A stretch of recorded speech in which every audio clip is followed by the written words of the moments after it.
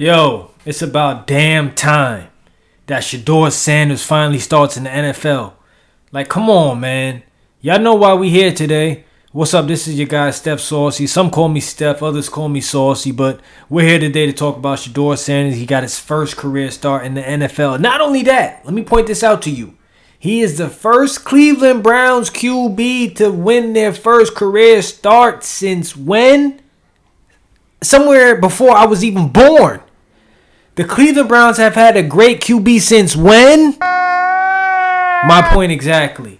It's a new era, guys. What's going on? Steph Saucy Talk. Look, before I do anything, before I say anything else, you know what to do, right? Hit that like and subscribe button as we're going to stay up to date, following the process of Shedeur Sanders, following the process of my Steph's game picks, where I go on Sundays to pick the winners and losers of the NFL, talking injury reports. We're talking pro football grades. We're talking betting, going on FanDuel, seeing what the props are, seeing what the odds are, and all that good stuff. And as of course, I got my giant jacket on. We suck. We didn't do good again. We blew another fourth quarter lead, but we'll talk about that later on. Also, Steph's game picks, I said. Steph's Bitcoin report, where we talk about all things Bitcoin, baby. You know we got to get to it. We got to talk money. And not only that, my Steph's M Life playlist, where I own a BMW M3. In case you didn't know that, go check that out too. But back to Shedeur, man, because we got to address a lot of things today. Not only is this the kid's first career start, but it's been 8 months since the NFL draft till now that we've seen Shedeur on a football field.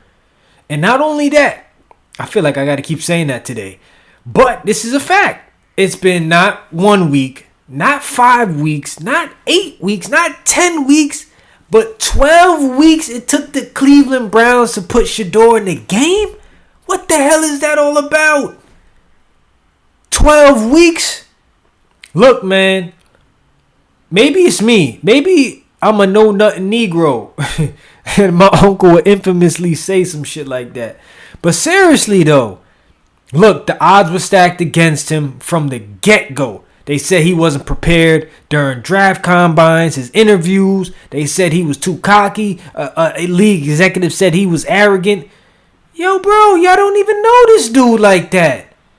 Just because he flashes his watch here and there, just because he's got his NIL deal, he's got his own bag. Obviously, we know his father's a Pro Football Hall of Famer, and maybe that's why they didn't want to give him the credit he deserves. But, bro, a 5th round pick, and this is what you get out of him just for one game. One game. He took 1 week of preparation as first QB reps the whole year. He's been the 3rd string, 4th string QB on his roster. And he finally got an opportunity. So we're going to get to a lot of things today. We're going to talk about what he did against the Las Vegas Raiders. We're going to talk about his future now as a QB in the NFL and the evolution of the black QB and how that's been prominent. And how the NFL dropped the ball, literally, on this kid. He was ranked, I think, if I'm not mistaken, the top QB out of Mel Kiper's big board coming into this draft this year. Only person that I would say probably had the upper edge over him was the number 1 overall pick, of course, Cam Ward. So we all understood that. But to slip down to the 5th round, I'm going to go right now, guys. Let's get big picture up on the screen as we do always. We're going to get to the game. But let's get to the NFL draft of 2025. And see who was selected above Shedeur and which teams that we know should have had a QB on their roster. Okay, number 1 overall pick, Cam Ward. That was that was a lock. Tennessee needed a QB. Will Levitt wasn't it. Jaguars had a QB. They selected Heisman winner Travis Hunter. Giants, you could have said they selected the QB early, but look, they did smart thing. They got Abdul Carter. Patriots, linemen, Browns, the 5th pick. They could have had him right there. But you know what? Cleveland was in over their heads. They didn't think he had it. Okay, well, let's go down. Number 6, the Raiders. They could have probably taken the QB, but they decided not to with Ashton Jenney, the running back, Heisman runner-up. Okay. The Jets, for God's sake, could use a QB. Carolina. The Saints could have had him. These are already 4 or 5 teams that I just mentioned to you that could have had Shedeur Sanders already on the team. But they had to wait to the 5th round. But let's go, man. Let's go to what we see that he performed. Wait a second, Shedeur. Hold on. Let's get to Shedeur Sanders' first game as a Cleveland Brown. He had a 87.3 rating, 55% completion, 11 for 20, 209 yards, and man, 1 touchdown. Not bad. He's 6'2", 212. Coming out of Colorado, playing for his father. They won 9 games before he got into the league. He showed a lot on that tape before he got drafted. I don't see why he slipped that far, but that's another story. So as we continue to talk more about Shedeur, let's get to my Twitter page. Because I seen a big-time throw from Shedeur, which a lot of QBs that Myles Garrett said you couldn't even imagine what Shedeur was doing, man. Let's get to my Twitter page and let's just break down what I seen that was trending for Shedeur Sanders. Because this right here, this been a long time coming. He's been humble. He's been working.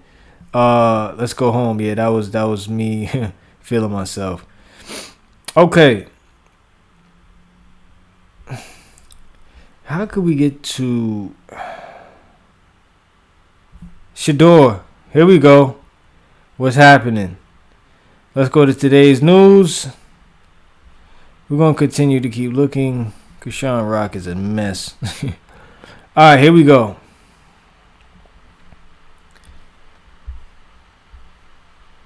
Let's get to sports because we know Shedeur Sanders was trending today with the sports. And also another headline for the Giants as we have fired our defense coordinator. Just been a complete shit show for the Giants, but positivity is what we're looking for as we're looking towards the future now. I guess we might have to search Shedeur Sanders. Let's see, Shedeur Sanders. As man.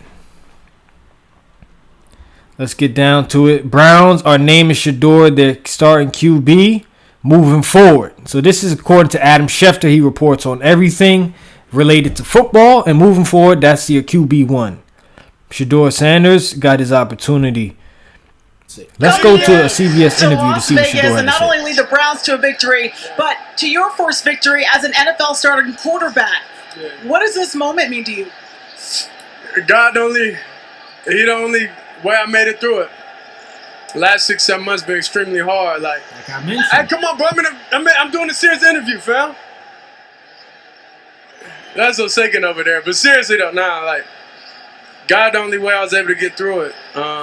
It was great. You know, the last 2 days ago, we all had like a big conversation in the locker room. You know, just about God and just our purpose. And I'm just thankful. You know, like this ain't me. This number God's work. He the only one that allowed me to continue to play. Mind you, what did I say? This is the same kid that NFL exec said he's too cocky, he's arrogant.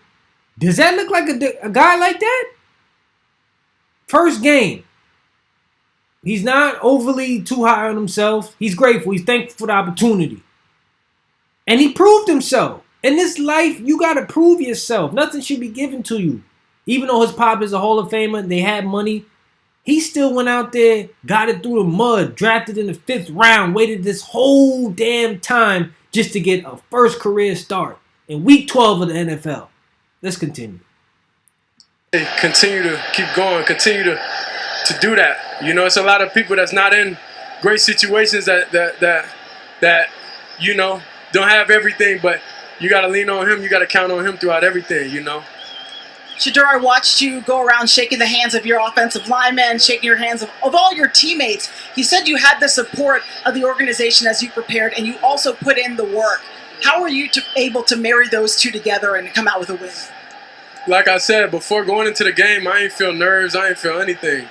You know, you remember I talked yesterday. It's like I did as much work as I can during the week, so, you know, on Sundays it'll be fun.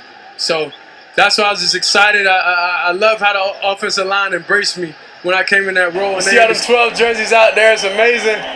You know, I'm just thankful.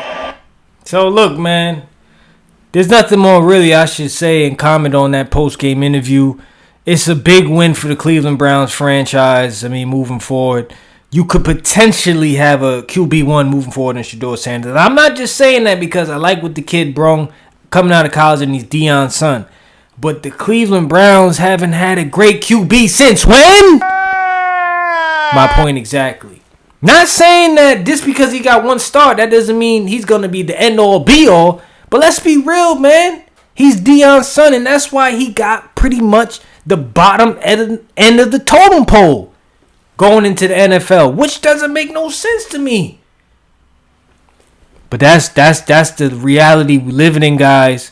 That how you can come out of college with some of the best stats that are up there that NFL scouts and execs look for, and you still get drafted in the 5th round.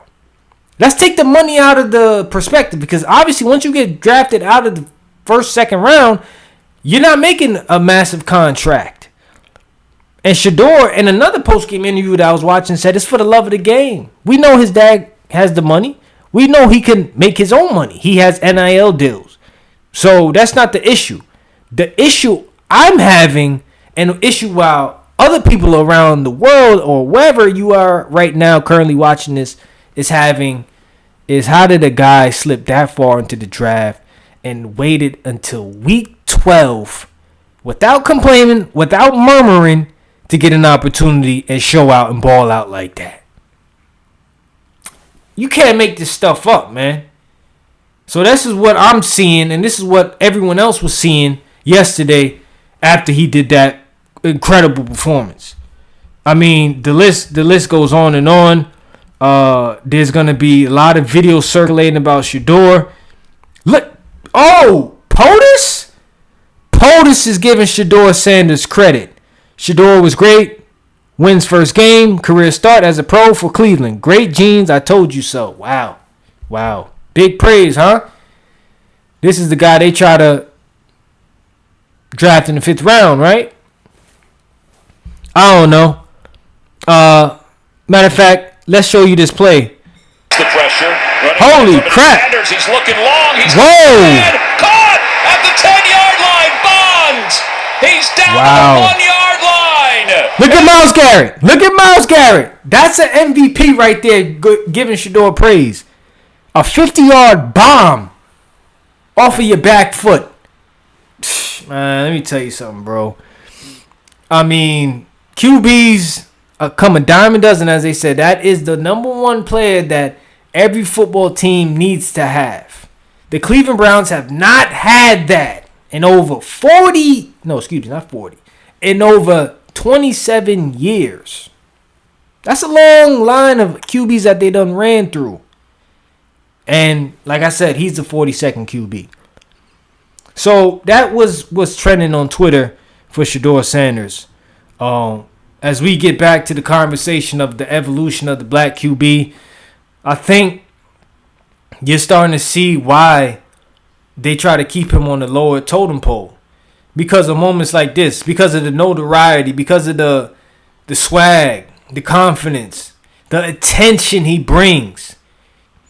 Now, that's not a bad thing. I don't see why people can't accept that more. But as you can see right now, the NFL has been thriving with black QBs. Lamar Jackson has been an MVP twice in the NFL. Jalen Hurts is in the conversation. Patrick Mahomes has been in the conversation for the last 10 years. Damn near. 8 years if you want to be specific. You know what I'm saying? So it's like, as I look on as a sports spectator, I really want to see that.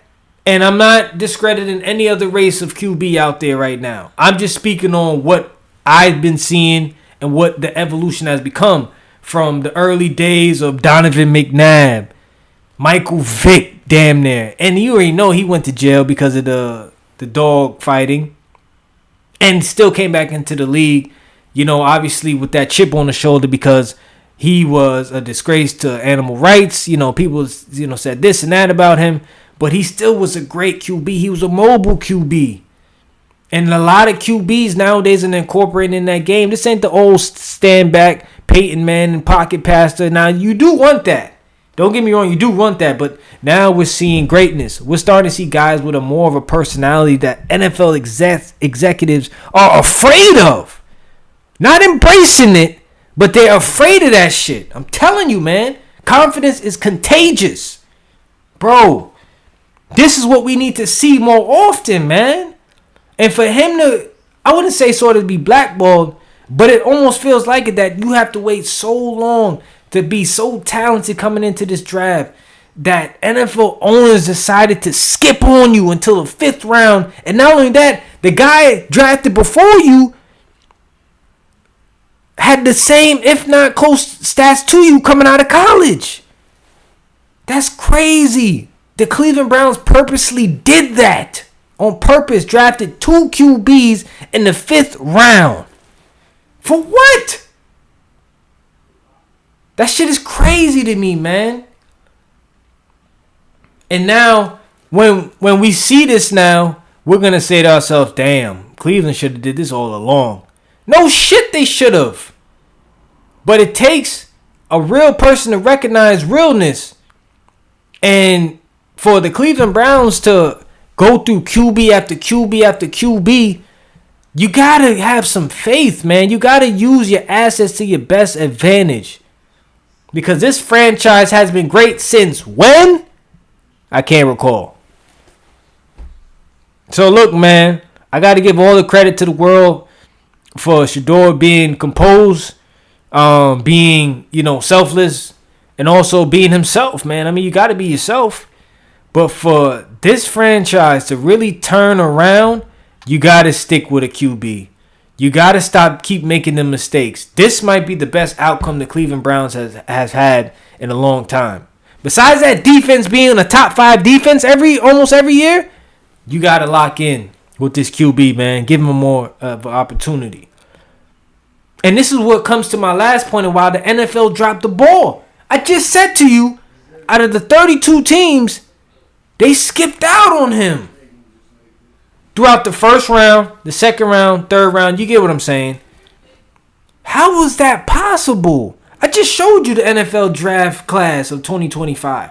He could have been within the top 10 of those picks. And I think that goes to show you how when you have a father who is an NFL Hall of Famer, who is a Super Bowl champion, who was a multi-athlete, and still NFL owners didn't like the way how he carried himself. Why? Because he's outspoken? Because he talks a certain way? How he has faith above all? Why is that such an issue? I don't understand that. And that has trickled down to his sons. So the NFL, although it has been a league of being very bicultural, being very supportive, obviously in the communities with the work that they do in lower income communities or with any other community, why is it that it takes Shedeur Sanders to go this far down the line in his first NFL career to get a start in the 12th week of this year? So y'all don't care about entertainment? Because the Cleveland Browns have not been entertaining since Shedeur just came into this game this past week. They had 2 wins, obviously, before Shedeur took this start. But look, man, this is my perfect example of why I'm trying to explain to you the NFL should have did better with this situation. Just like how they should have did better with the Kaepernick situation. NFL owners said, look, we can't have inmates running the prison. When that whole situation went down. You had NFL owners saying that if you knee, you will be suspended. You will be dealt with a certain way because that's a disrespect to our American culture. Still, do those values still hold to NFL players today? No, because they got to go out there and get their bag. So you're not going to see the protests like that anymore, I don't think, in their future. Because what Colin Kaepernick did was not only stand up for himself, but to stand up for others that are the voiceless of this country. So look, man, if it takes just this one game to open up our eyes, to say to ourselves, Shedeur Sanders is someone that was relentless, who took his time, who didn't blame anyone, who didn't point the finger at anyone this whole time, then we should have did that earlier in the year, man. Put him in the game. But who am I? Who am I? As I sit back and just reflect on what I be seeing in sports, man. It's ridiculous, bro. It's ridiculous. That's all I can really say to that.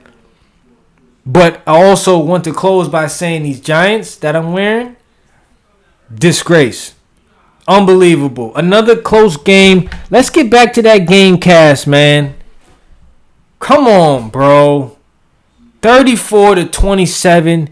You were up 10 points in the fourth quarter and gave up the game once again. Jameis Winston couldn't play any harder than that. Tyrone Tracy couldn't play any harder. Wan'Dale Robinson, 9 receptions for 156. Couldn't do any better than that. What more do you want these guys on offense to do? Besides the defense over and over letting you down, bro. Shit is unbelievable, man. We had Detroit on the heels, bro.